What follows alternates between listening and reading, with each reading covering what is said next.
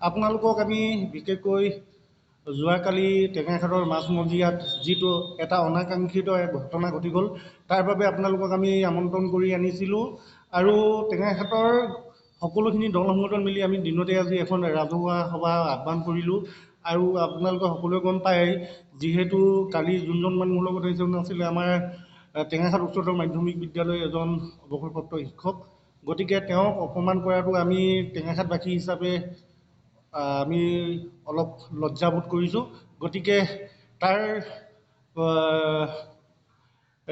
সেইবাবেই আমি টেঙাখাটৰ দল সংগঠনসমূহে আমি আজি সিদ্ধান্ত লৈছোঁ এটা সংবাদমেল যোগেৰে পৰৱৰ্তী সময়ত আমি কেনেদৰে আমাৰ কাৰ্যসূচীবোৰ চলাই দিম তাৰ বাবে আমি সিদ্ধান্ত গ্ৰহণ কৰিছিলোঁ। সেয়ে আজি আপোনালোকক আমি আমন্ত্ৰণ কৰি আনিলোঁ আৰু ইয়াৰ সবিশেষ জনাবলৈ আমাৰ মাজত উপস্থিত আছে আমাৰ সকলোৱে চৰ্দাৰ দিয়াল চাহ বাগিচাৰ অধ্যক্ষ মহোদয় তথা আমাৰ টেঙাখাট যুৱ সমাজৰে এজন সতীৰ্থ পলাশজ্যোতি শৰ্মা ছাৰ। তেখেতক আমি ইয়াৰ সবিশেষখিনি জনাবলৈ মই অনুৰোধ জনালোঁ। হয়, নমস্কাৰ। টেঙাখাট অঞ্চলৰ আমাৰ বিভিন্ন শ্ৰদ্ধাৰ সংবাদকৰ্মীসকল সকলোকে আন্তৰিক শ্ৰদ্ধা জ্ঞাপন কৰিছোঁ। আজি এই সংবাদমেলখন আপোনালোকক আয়োজন কৰা হৈছে আমাৰ মাজত। আজি উপস্থিত আছে আমাৰ টেঙাখাট আঞ্চলিক ছাত্ৰ সন্থাৰ বিষয়ববীয়াসকল উপস্থিত আছে। তাই আহোম যুৱ পৰিষদ, ডিব্ৰুগড় জিলা সমিতি, টেঙাখাট সমিতি, সোণোৱাল কছাৰী ছাত্ৰ সন্থা, AJYCP আৰু বিভিন্ন দল সংগঠন আজি এই সংবাদমেলখনত উপস্থিত আছে। মই সকলোকে সাদৰ সম্ভাষণ জনাইছোঁ। বিশেষকৈ কৈ গ'ল আমাৰ টাই আহোম যুৱ পৰিষদৰ ডিব্ৰুগড় জিলা সমিতিৰ যুটীয়া সম্পাদক ধনজিৎ সন্দিকৈ ডাঙৰীয়াই ইতিমধ্যে কৈ গৈছে যে কালি যিটো অনাকাংক্ষিত ঘটনা আমাৰ টেঙাখাটত সংঘটিত হৈ গ'ল, সেইটোৰ বিষয়ে আজি আমাৰ টেঙাখাটৰ সমূহ দল সংগঠন আৰু আমাৰ সচেতন ৰাইজৰ এখন ৰাজহুৱা সভা অনুষ্ঠিত হৈ যায়। যিহেতু কালি গোটেই ঘটনাটো আমাৰ টেঙাখাট উচ্চতৰ মাধ্যমিক বিদ্যালয়ৰ অৱসৰপ্ৰাপ্ত এজন শিক্ষক বিশ্বজিৎ ৰয় তেখেতৰ দোকানত সংঘটিত হৈছিল। যিহেতু বীৰ লাচিত সেনাৰ এজন ডিব্ৰুগড় জিলাৰ সদস্য বুলি কোৱা হৈছে, তেখেতে এখন গামোচাক লৈ যিটো বিতৰ্ক সৃষ্টি হ'ল, যে প্ৰথমতে আমি আমাৰ স্পষ্টীকৰণটো দিব বিচাৰিছোঁ যে আমিও এই বহিৰাগত যি গামোচা, সেই গামোচাৰ বিক্ৰী আৰু কিনা দুয়োটা বস্তুৱে সম্পূৰ্ণৰূপে বিৰোধিতা কৰোঁ।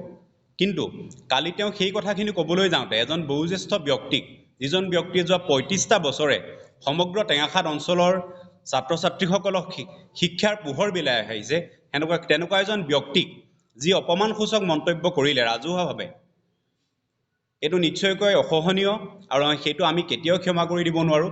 গতিকে আমি আজি সভাখনতো এটাই সিদ্ধান্ত হৈছে, যিকেইজন ব্যক্তিয়ে এই কামটো কৰিলে, যিয়ে সংগঠনৰ নহওক লাগিলে তেওঁ আহি ক্ষমা খোজক আৰু তেতিয়া আমাৰ দল সংগঠন সকলোৰ লগত কথা পাতক যে কি পৰিস্থিতিত তেওঁ পৰি আমাৰ শিক্ষাগুৰুজনক তেনেকুৱা ধৰণৰ অপমানসূচক মন্তব্য আৰু ৰাজহুৱাভাৱে অপমান কৰিবলগীয়া হ'ল। গতিকে সেই বিষয়ে তেওঁ আহি আমাক ৰাজহুৱাভাৱে কওক যে কি কাৰণে কৰিবলগীয়া হ'ল। আৰু প্ৰথম কথাটো হৈছে, তাত দুটা কথা আমি একেবাৰে সহ্য কৰিব পৰা নাই। ১ নম্বৰ কথাটো হৈছে তেখেতৰ যি ব্যৱহাৰ, আৰু ২ নম্বৰ কথাটো হৈছে তেখেতে যি অসমীয়া গামোচা জ্বলাই দিলে। অসমীয়া গামোচা ঠিক আছে, অসমীয়া গামোচা এটা কথা আমিও বিশ্বাস কৰোঁ যে অসমৰ শিপিনীয়ে যিখিনি গামোচা তাঁতত বয়, সেই গামোচাখিনিয়ে আমি চলাটো বিচাৰোঁ। কিন্তু যদি পাৱাৰলুমৰ গামোচা ইতিমধ্যে প্ৰডাকশ্যন হৈ আছে, সেইবিলাকো বন্ধ কৰিব লাগে, আমদানি বন্ধ কৰিব লাগে। তেওঁলোকে শিপিনীসকলক তাঁতশালৰ জৰিয়তে শিপিনীসকলৰ উৎপাদন, যিটো আমাৰ থলুৱা গামোচা উৎপাদনৰ ব্যৱস্থা কৰিব লাগে, তেনেকুৱা ধৰণৰ ব্যৱস্থা কৰিব লাগে। চৰকাৰক আহ্বান জনাব লাগে যে স্মল স্কেল ইণ্ডাষ্ট্ৰীবিলাক গঢ় লৈ উঠক আৰু আমাৰ থলুৱা শিপিনীবিলাকে তাৰ দ্বাৰা লাভ পাওক। গতিকে তেনেকুৱা ধৰণৰ পদক্ষেপবিলাক যদি তেওঁলোকে লয় তেতিয়াহে ভাল হ'ব বুলি ভাবিছোঁ। আৰু যিহেতু তেওঁলোকে হঠাৎ এখন দোকানত সোমাই পেলাই এনেকুৱা ধৰণৰ যি কাৰ্য সম্পন্ন কৰিলে, নিশ্চয়কৈ লজ্জাজনক। আমি লজ্জাবোধ কৰিছোঁ যে আমাৰ সমগ্ৰ টেঙাখাট অঞ্চলৰ এজন জ্যেষ্ঠ সন্মানীয় ব্যক্তিক হঠাৎ ডিব্ৰুগড়ৰ পৰা কোনোবা এজন আহি পেলাই, তেওঁ চিনি নাপায় তেখেত কোন হয়, আহি পেলাই এনেকুৱা ৰাজহুৱাভাৱে অপমান কৰিব, সেইটো আমাৰ টেঙাখাটৰ দল সংগঠন আৰু টেঙাখাটৰ সচেতন ৰাইজ আৰু টেঙাখাটৰ ছাত্ৰ সংগঠনসমূহে নিশ্চয়কৈ মানি ল'ব নোৱাৰে। গতিকে আমি এটাই আহ্বান জনাইছোঁ, তেওঁ আমাৰ টেঙাখাটলৈ আহক, তেওঁ ছাৰৰ ওচৰত ক্ষমা খোজক আৰু লগতে আমাৰ দল সংগঠনসমূহ লগ কৰক আৰু কওক যে তেওঁলোক কি পৰিস্থিতিত পৰি তেনেকুৱা ধৰণৰ মন্তব্য কৰিবলগীয়া হ'ল। গতিকে ইয়াৰ পাছতে আমাৰ মাজত উপস্থিত আছে ডিব্ৰুগড় জিলা সোণোৱাল কছাৰী ছাত্ৰ সন্থাৰ সাধাৰণ সম্পাদক অমিত সোণোৱাল ডাঙৰীয়া। মই তেখেতক এই বিষয়ে বক্তব্য ৰাখিবলৈ আহ্বান জনাইছোঁ। নমস্কাৰ। যিহেতু যোৱাকালি যিটো ঘটনা ঘটি গ'ল সঁচাকৈ অতি লজ্জাজনক। যিহেতু এজন শিক্ষকক ৰাজহুৱা স্থানত যিটো অপব্যৱহাৰ কৰিলে তাক লৈ আমি লজ্জিত, আমিও লাজ পাইছোঁ। ডিব্ৰুগড় জিলা সোণোৱাল কছাৰী ছাত্ৰ সন্থা হিচাপে লাজ পাইছোঁ। যিহেতু শংকৰদৈ ছাৰৰ লগত যি ঘটনা ঘটি গ'ল সেই বিষয়ক লৈ বহুতে আমাক ফোন কৰি জনাইছে যে এজন ছাত্ৰ সংগঠনৰ নেতৃবৃন্দই কেনেদৰে এজন শিক্ষকক অপমান কৰিব পাৰিলে। যিহেতু ছাৰৰ লগত আমি যোগাযোগ কৰি গম পাইছোঁ তাৰে এজন ছাৰে পঢ়োৱা এজন যিজন ছাত্ৰ তেওঁ আহি তেওঁলোকক অপমান কৰিছে। গতিকে এই বিষয়টো আমি কোনো কাৰণত মানি ল'ব পৰা নাই। আমি বহিৰাগত গামোচা আমি পৰিহাৰ কৰিবলৈ ৰাইজক অনুৰোধ জনাইছোঁ, আমিও পৰিহাৰ কৰিছোঁ। কিন্তু এজন শিক্ষকক সেই কথাটো তেওঁলোকে ভালকৈ ক'বলৈ পাৰিলে হয়, তেওঁলোক কি কাৰণত এটা ৰাজহুৱা স্থানত তেওঁক অপব্যৱহাৰ কৰিলে তাক লৈ আমি ক্ষোভিত হৈছোঁ। গতিকে আমি বিল আছিছ থানালৈ এটাই অনুৰোধ জনাইছোঁ, তেওঁলোকে ছাৰৰ ওচৰলৈ গৈ ৰাজহুৱা হিচাপে ক্ষমা খুজিবলৈ অনুৰোধ জনালোঁ।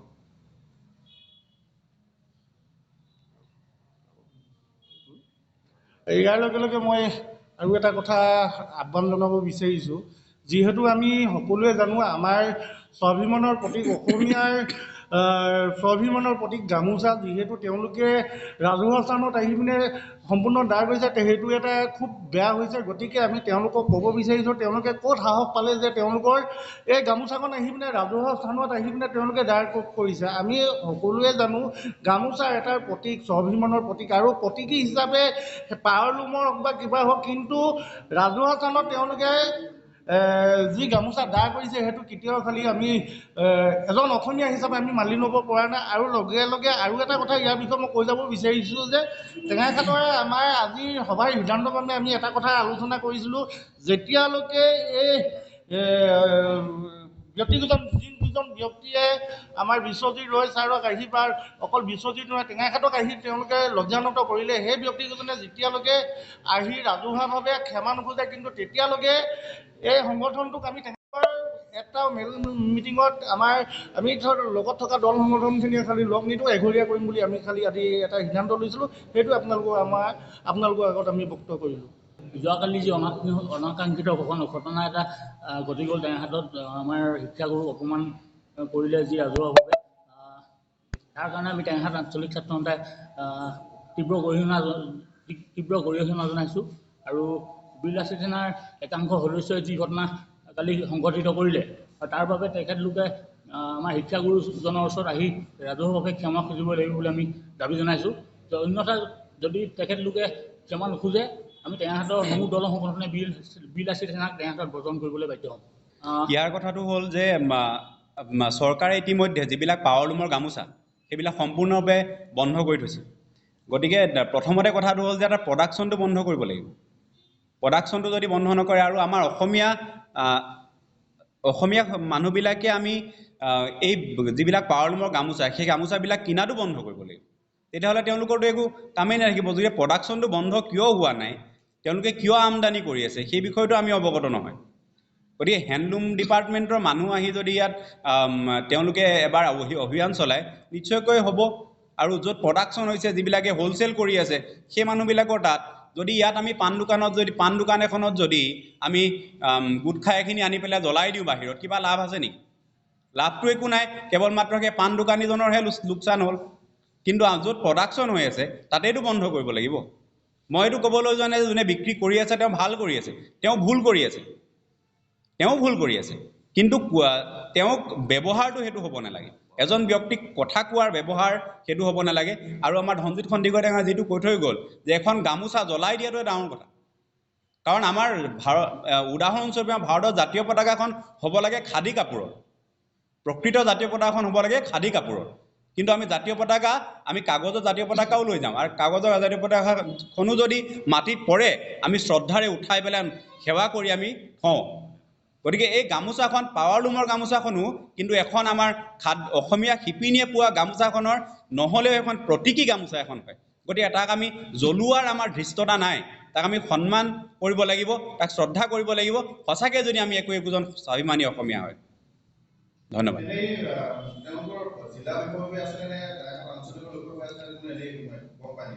আমি যিমান দূৰ জানো যে তেওঁলোকৰ ইতিমধ্যে টেঙাখাটৰ যিটো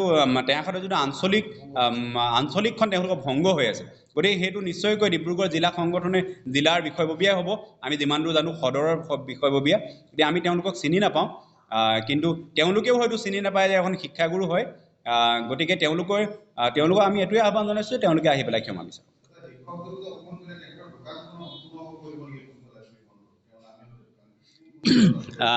তেওঁ আমাৰ কলেজৰ ৰোডত দোকানখন আৰু তেখেতৰ নাম বিশ্বজিৎ ৰয় আমি শংকৰ ছাৰ বুলি সকলোৱে দোকানখনৰ স্বত্বাধিকাৰী দোকানখনৰ নামটো কি ৰয় ক্লথ ষ্ট'ৰ